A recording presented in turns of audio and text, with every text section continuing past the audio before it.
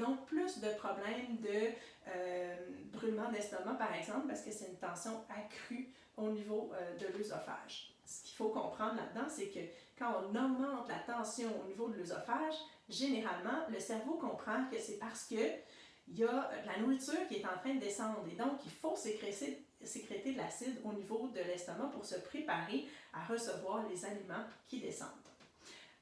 Juste une petite parenthèse sur le frein de langue. Le frein de langue ne va pas grandir avec la croissance.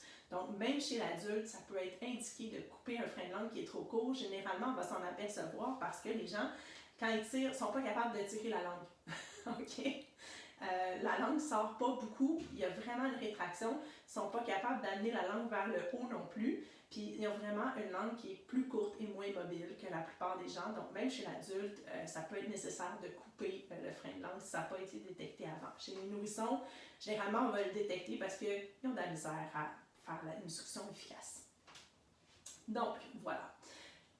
Fait que le bol alimentaire, une fois que c'est mélangé et mastiqué, on appelle ça le bol alimentaire, va descendre dans l'œsophage et jusqu'à l'estomac. Mais avant d'arriver à l'estomac, il va devoir passer un petit sphincter, donc une petite porte, okay, qui est le pylore, qui se trouve à être juste un petit peu à gauche de la pointe du sternum. Okay? Généralement un peu caché dans la cage thoracique, fait que c'est pas super accessible, mais c'est assez haut ici. Puis c'est pour ça aussi, vous avez vu la localisation, donc la pointe du cœur est pas mal proche, OK? Donc c'est pour ça que souvent, les gens qui font des crises cardiaques vont confondre ça avec des symptômes de brûlement d'estomac, parce que c'est très proche et effectivement, la douleur peut se ressembler, OK? Bon, il y a aussi, ça c'est aussi un effet du fait que les nerfs au niveau viscéral ne sont pas spécifiques, OK? Il n'y a pas un nerf pour le cœur, un nerf pour l'œsophage. Généralement, il y a un nerf qui va avoir des petites branches, puis là, il va desservir plusieurs organes en même temps. Fait que c'est une douleur qui est plutôt diffuse et dans une région particulière, ce qu'on appelle les douleurs référées. Donc, il y en a au niveau du système digestif.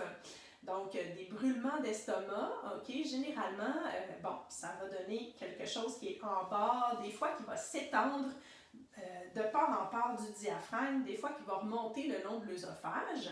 Donc, s'étendre de part en part du diaphragme, évidemment que l'estomac ne fait pas toute la largeur du diaphragme, il est vraiment à gauche.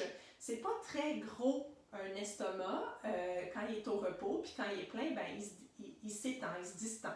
Il y a beaucoup de muscles au niveau de l'estomac pour être capable de bien contracter ça, d'où l'importance que les sphincters, donc le pylore en haut et en bas, il y a un autre sphincter, le cardia, puissent bien se fermer pour que cette cavité-là, qui est remplie d'acide gastrique, soit hermétique et que l'acide s'en aille ni vers le haut, vers le bas, oui, quand ça finit d'être mélangé. Donc, les acides, à quoi ils vont servir, c'est qu'ils commencent le processus digestif, mais aussi la grande fonction des acides, c'est de tuer tous les organismes pathogènes qui pourraient se trouver là. Après ça, on passe le cardia, donc l'autre petite valve, on arrive dans le duodénum, qui est la première partie du petit intestin. Dans le duodénum, on va avoir un autre petit sphincter qui est juste ici, OK, et qui va servir de petite porte d'entrée pour deux sécrétions, en fait. Donc, les sécrétions biliaires qui vont passer par le canal, le cholédoque, et aussi les sécrétions pancréatiques qui vont, eux autres, plutôt passer par le canal de Wirsung, puis qui vont arriver dans le même petit tuyau et le même petit sphincter au niveau de la deuxième partie du duodénum. Okay? Donc, la bile sert à émulsifier les graisses. C'est comme du savon à vaisselle qu'on mettrait, puis ça fait comme des gouttes de graisse quand on met du savon à vaisselle, idéalement. Là. Fait que c'est ça que ça fait, la bile. Après ça, les sécrétions pancréatiques, elles, vont neutraliser l'acide de l'estomac et vont permettre aussi de digérer donc l'amidon, de décomposer l'amidon en glucose. Okay?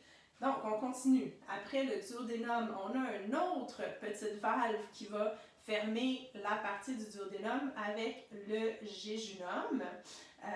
Donc, le jéjunum, la deuxième portion de l'intestin grêle, petit intestin. Et après ça, on a l'iléon, qui est la partie terminale du petit intestin. Le petit intestin, c'est là que c'est un long tuyau d'abord, OK? Et c'est là que se passe la majorité de la digestion. Il y a 90% de l'eau qui est réabsorbée au niveau du petit intestin, puis la majorité des nutriments aussi. Après ça, on a une autre valve qui est la valve iléocécale, donc entre l'iléon et le cécum. Le cécum, ça va être aussi le nom qu'on va donner au gros intestin. Donc, on arrive ici à droite, au niveau de la fosse iliaque. L'iliaque est ici.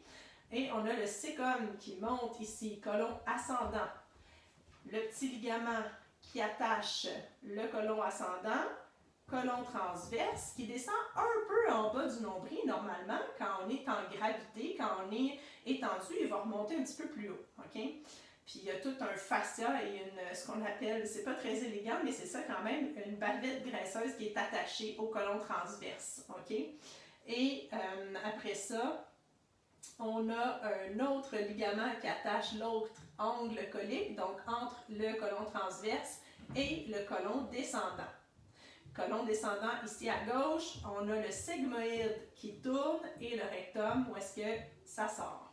On a aussi avant, qui fait partie du rectum, l'ampoule rectale. Et là, on a deux sphincters aussi qui vont fermer l'ampoule rectale et qui vont servir à contrôler le débit d'évacuation des selles. Dans le gros intestin, qu'est-ce qui se passe? Beaucoup de bactéries à cet endroit-là. Et les bactéries vont interagir avec la nourriture qui reste là. Il va y avoir un 10% d'eau qui va être réabsorbée. Et il va y avoir aussi des bactéries qui vont être absorbées, mais qui vont être générées par le métabolisme aussi, des bactéries qui se trouvent là et qui vont s'alimenter avec ce qui reste de nourriture ou de déchets, en fait, dans notre gros intestin. Okay? Donc, la flore intestinale est super importante au niveau digestif. Ça va nous servir à bien digérer d'abord ce qu'on absorbe. C'est les bactéries qui font le gros de la job, plus les petites substances chimiques que je vous ai nommées. Donc, super important d'avoir un bon équilibre de la flore intestinale. Et l'autre chose aussi à ce niveau-là, qui est important de savoir, c'est qu'on a 200 millions de neurones dans le système digestif, mais l'intestin en fait. Donc, autant de neurones dans notre intestin que dans la moelle épinière. OK? Juste pour vous donner un exemple, environ, là les chiffres, c'est entre 85 et 95% de la sérotonine qui est produite par l'intestin. La sérotonine, ça aide dans la régulation des émotions, mais ça aide aussi dans la régulation du transit intestinal. On s'arrête là pour aujourd'hui et puis on va revenir avec plein d'autres informations sur tout ça.